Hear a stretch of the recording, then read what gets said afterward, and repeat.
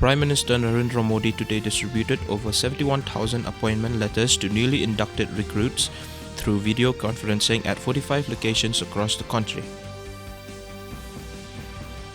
Defence Minister Rajnath Singh said that the government accelerated development initiatives in the North-East have transformed Look East policy into Act East policy, leading to all-round development in the North-East region, enabling all states to improve trade with Southeast Asian nations.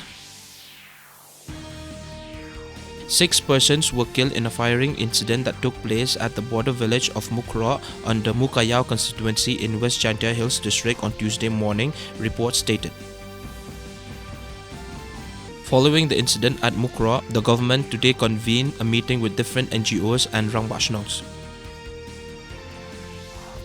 The state government today suspended mobile data for 48 hours in 7 districts of the states.